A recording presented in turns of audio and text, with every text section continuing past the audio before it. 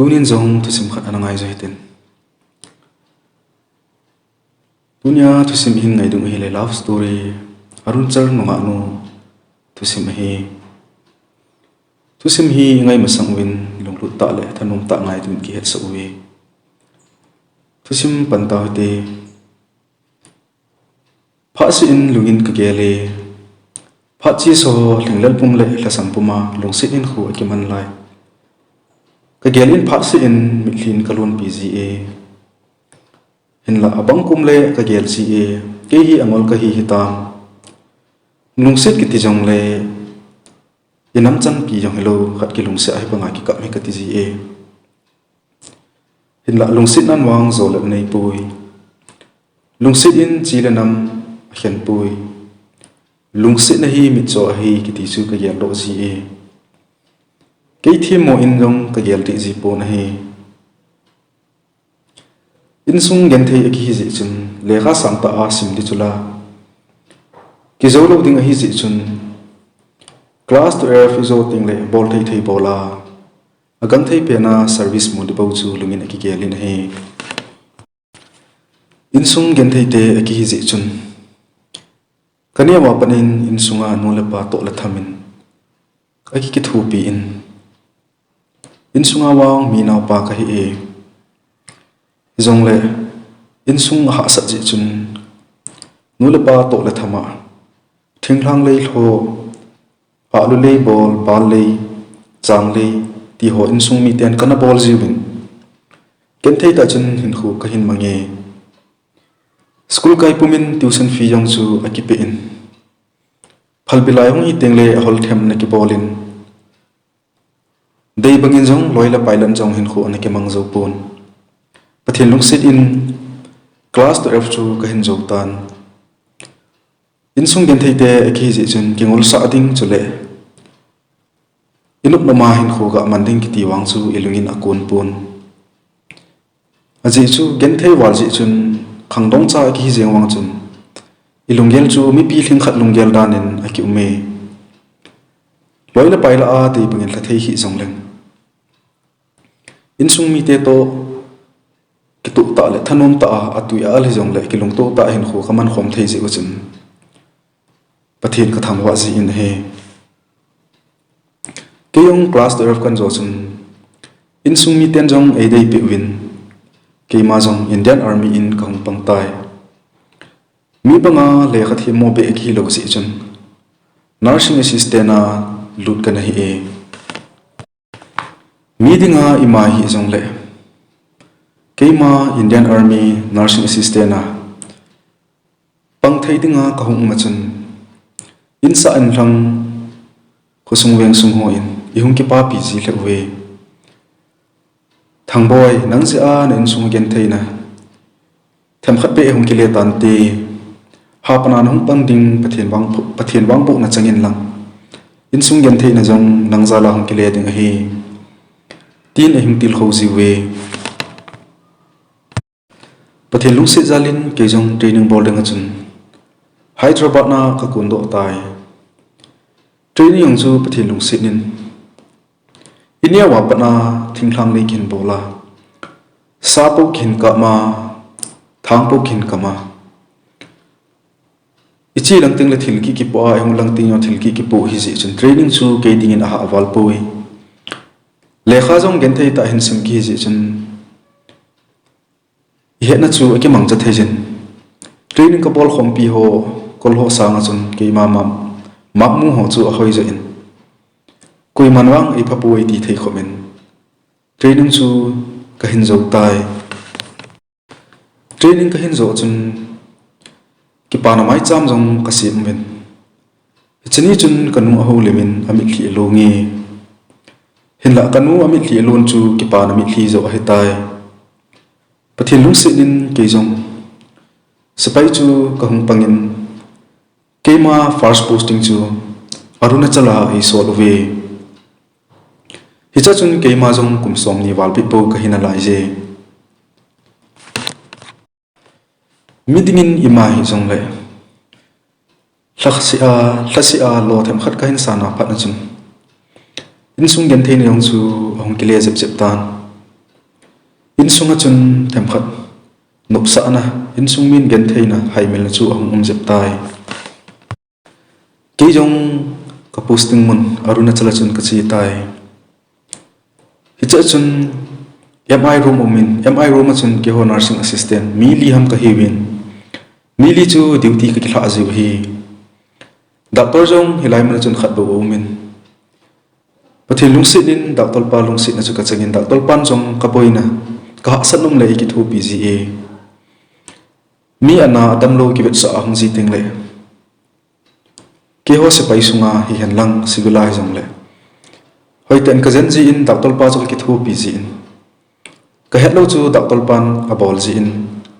abang le doctor pa ka dong in hiti chun ke man jong ka het na chu ke hol be jing in he kolla ana ki tong hi ji chun ei ka chang bo ka hin anu mo na khat wang aume hin la ka naw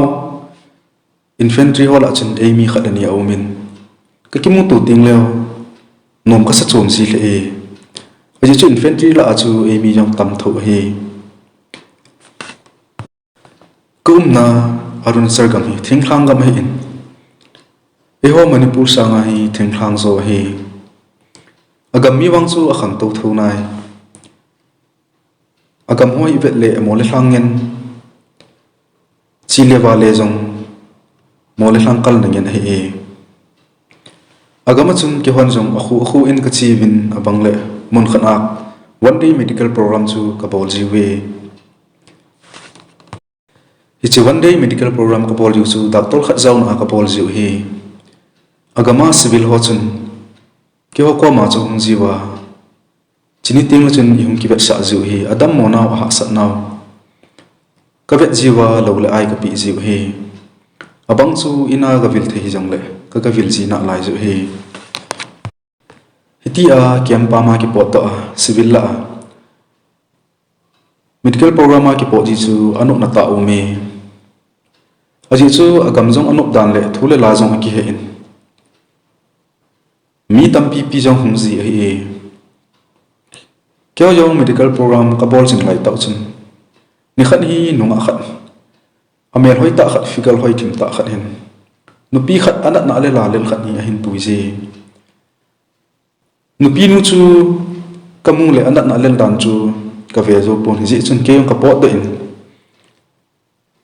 a hin pui nunga nu chu ka ki thu pi e hi banga anat na lel ta a i bola ke nga na hin pui na lai ham ka ti in ka oi mo e nungah nu wang chun imacha sei lovin thit be na ume chun doctor pa chu ka vet se in kin jong a vet chain lo la ai pi in a naw mun le khumin ho dong in lang anam bol jong la in aji chu hi chi patient hin anat na thu le le jing la thai jong le personal la ga vil thai jong le ga vil de hi 18 che chun kin jong nungah nu ko ma chun a naw anam bol le a khu ho ka thumin safe ka ki bol do tan he nupi nu chu anat na lel ji chun ka dak tol pau chun ambulance chun ka thawin a khu ge be 18 cha chun ki hon jong ambulance chu ka mang chawin ichi nungah nu le a hin pui adam lo nu chu anu ti de ham a khu ge chu ka tha ta we hichini chun medical program chu ka hung ki chai tawin hichini jan chun kalungin ka geli nungah nu le anu chu kalung boi pi ji chun kin jong phone ka bolin ka do le hingi a ol bom tai tin a hin se je phale ni achi in khat hi ke jong ka sei nungah nu te ina chun lo tham khat ka choi jin ka chi tai a kho ka hlun chun phone ka bolin nungah nu chu ka kowin ahung do phanin ai nu ma chun ka ki pui se in anu chu ke ma in che ka bolin chule lo da hla pi thei thiam ka da hla in hi chini chun ka sei nunga anu te in chu ka hetai ai nu chu anom thovin in la ai ho thingthlang mi te ta bang hi we ke jong jingla thaile hong kit nangi ka tin ka ki le tan zanin kin jong boldi ka hetlo phanin nunga nu chu kul ka bolin ka ho pi tai Hindi pau hoi te na tho the jin chule English pau jang hoi te na tho the ji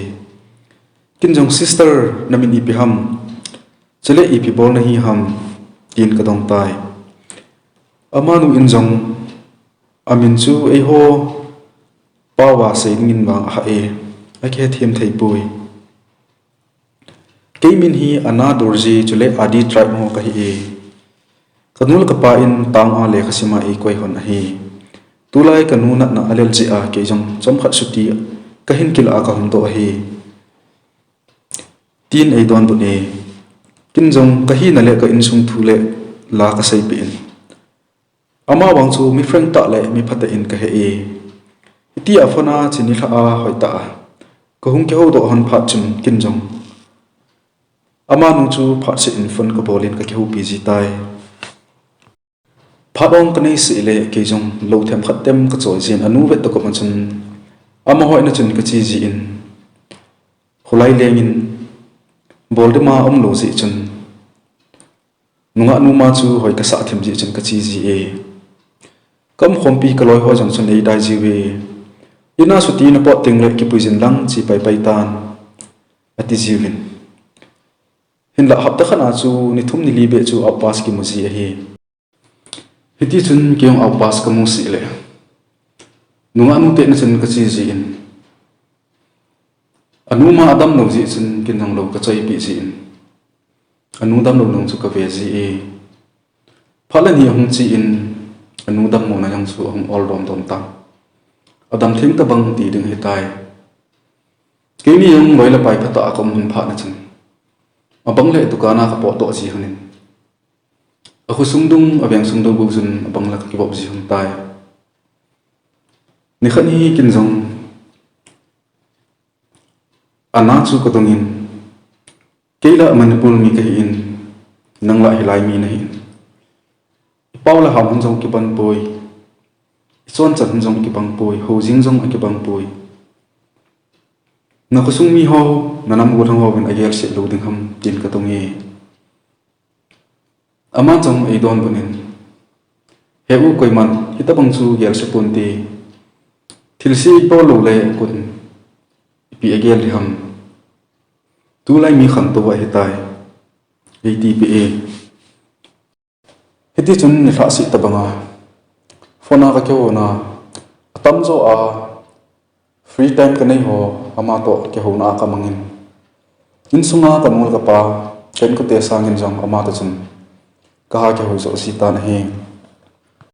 ni khat ma jong kin jong au pas ke la in ana adi tribe nungah nu ta chun ki moto dingin ka ki bo ne ichini chun ke ma lung yal cha hi le kalung sin na thu sei hing ding ka ti hi ti chun kyong ka po da in ichini chun ama to agam uwa pa ma chu ka ve le le honin hin khu chu nom ten ka mang hone kin jong ichini chun kalung sin thim thu ka sei tai ana sister ini ihum ki het na jong hi lani la thum lang hi ta in aswa thim tho tai ke i tabang mi ka hi jong nangin na hin chale nang hi na jong kin abonin ka hesu ke ye kati e aman jong ipiti ham ipi aboy no ham tin hin dong e kin jong ka don bonin ana thingsel ki seile kin nang ka dong si ni kamuni apana gu thima ka hin long sit na hi Jatdang namdang chole paule ham ki banglo si achoi lovin ho jong ki bang poi hi jong le kin nangmang kalung sit ni tunia kalung sit na thim thu ka hin le ni san pi in tin ka taw tai aman jong ei don bunin henge he u paule ham ki banglo sondan khandan ki banglo ho la be jong ki banglo hi hone azole nu le pa in ei dei pi hun pon te kilung sit non hen nu le pa dei lawa hin kho man kha ting wang ka tia za e ji chu in sunga ke hi ka chang ka hin no mei chang khat ka hi e atin ei don bu ne kin jong ama su ka don bunin he mi kin jong he cho chu ke su ke nai sat le nam ke banglo paw la ham ke banglo hi hune hin la kalung sit na hin wang i tabang hizong na chun na hen punte lung sit nan zat na ma hen pui son dan khan dan a hen pui ho la be jong a hen pui kin hi ho chu ka het hi hena sa sa na ko ma lung sit thim thu ka hin le le nei san pi in kin jong ka gel da hi pui jong le kalung sit na kalung sunga kalung sit na hi sei do lo ding nom thei ka sa lo chena na ko ma ka hin se hi thei de kalung sit na nei san pi tan tin a ko ma chun ka taw tai hi chun aman jong hi nge he u kalung sit ne i bola kalung sit da ding ham kalung sit china ka za chan khom pi go hlang tam ta umin jong lekin zum le za thu pi di jong le ka ti a ka khosung han dang ka beng sung jong le mila a jong le nang ka ki bok pi a ka hlan khom pi le le na hi la em kin jong nang kalung sit ni ti nei don pu ne hi ti a hin se jun ke wang ka tha anom the zengin abing ka chop pi e hi chun ama jong aza acha thimin hin la alung sung chu ki pamel pule kilom tain au me ke jong in langa pot do dingwang kalungin ka gya ji ta poi iti a kilung sit hin kho ka hin man pat hona pan chin ana chu kin jong lung sit na nei ten naw tin ka ko ji tai in langa suti pot dingwang chu ka gel phaji ta pon laimuna posting a ka pe chu anu pe nin ka gelin in lang pot dilam lam chu ka gel phaji ta poi iti a chu in langa suti ka hum pot na jong le agang thei pe na kile ki ding bo chu ka gel ji tai ana jong anu la pa chu in na pi in anu la pa to la thamin ki thu pi in le khasim to ko min in na tai iti a kilung sit kho kaman jing hun lai ta chin ka senior ho khanin ei pho e nang koin hi ne ke Lhouvum nang sipai na hi in nang man na security na ki koi angai je Manipur apna lai posting na hunga iti a langmi nunga ho to na ki he na te a hin kho na man he phapoi azole nang zi a midang jong gen theina hin thu kha ding hi ching thei ten hin kho mangin ti nei pho e hin la kin la kalung sit pen nu chu kalung sit na chu asang che sen koi ki gam lat na la in ka kilung sit nan chu asang che che zingi tom na jong a sot tan keima posting out ka hin ding order jong hung so tai ana to ka kilung sit nan jong chu kum khat wa lang hung hitai hiti a posting out ga hi a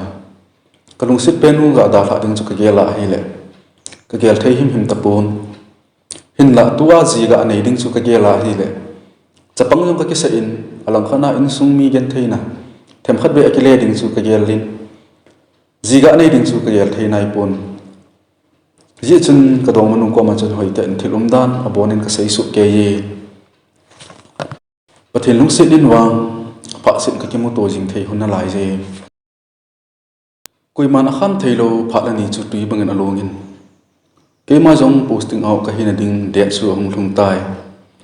chini chun suti yong ka kela in suti a ina oma siteng na posting out he pai pai ding chu ka hitai chini chun bus station a kalung sit kanaw chun e na nga in bus station mila ata kheu chula anop lo jing chun mun thip khana ka pot do nin ka kheu hun tai chini chun kalung sit pen nu chun ahin sei tai he u a hi lo le nei ki pui jing tan nang zaw lo wa iti hin kho kaman ding ham nang zaw lo wa hin kho ga man ding ka ge la hi le kanu bu ya bingi he u tin akap tai ke jong hiti a kalung sit pen ahin sei chu ka ge la hi le kapuna wa jingin kamithli alung do tai hin la ka ko ma pe chi ham kalung chu amo in ki pui jing ding wang chu ka yel thei nai pui kin jong ama chu ka thlemin ibola lung neu ni ham ibola thisu ni ham ikilung sit na hi hin kho adinga hi hoya jong leng nangwang kalung sit na mil pong ka te fona yong iki ho jing ding hi chula em ka tin ama chu ka thleami aman jong he u numai hi na ibola lung neu lo ding ka hi ham ikilung sit non hi lam thung zo lo hi khadham ti hi pha si afana ke ho hitin kalung dei banga ni hungvil zo lo na kalung dei banga ni hungvil zo lo na umente hiti a khe thiam lo na ho khan tin chini teng chule ei ni jong khen na kol ni hung so ni hung khan ti akati sa hi i ham te a lam thung zo lo na hung hi kha hi le thi mo wang ki chan pu hi te hi je a chu kin tu ni a nei ki pui tan ka ti a na ko ma ka sai a hi tin ka ko ma chun atawe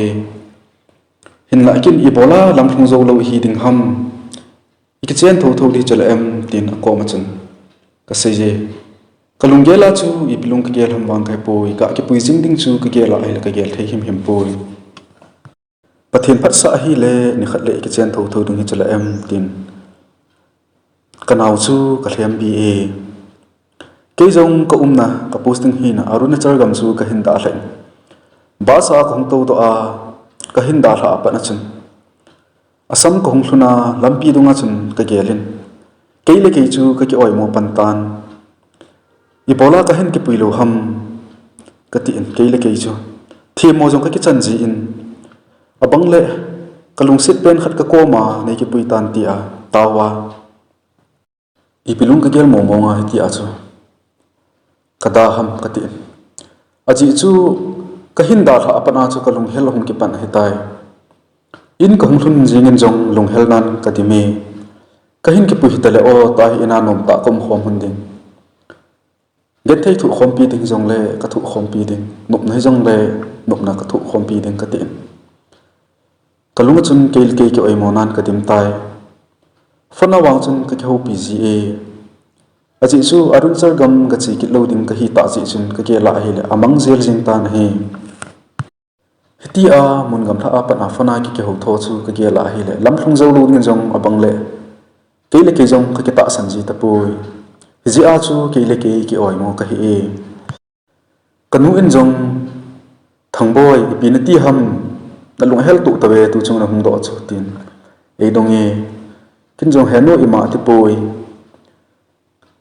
lampi a gar chunga ka hung to na kalel si a hi ka tin ka nu chu ka don bu ne hiti sun kyam ina chom khat ko min kum zo zo win posting ka hi na jamu en kasmil lang chu ka zon tai jamu en kasmila ko jing jong chun fonin ka ki ho jing huni hin la ko na network hoi be lo ji chun abang le ka ko le aman ala lo pe na min aman an ko le kin yong kala lo pe no min aman asai ma bang chun ge thim to lo na jong chu ahum sep tai kalung sit le in ka ngai le e jong le ke ni ka la ge thim to lo na chun ale zo ji in ke ni jong abang le ke ho lo wa so ta ko na hum jong om ji tai kum le thayong chalin phat ani kho jong chalin ni khat hi kalung sit pen ana chun in kulin he u phala ni la chalin nangai la khatwei chalani hungvil khapui fona kheu hun bo hi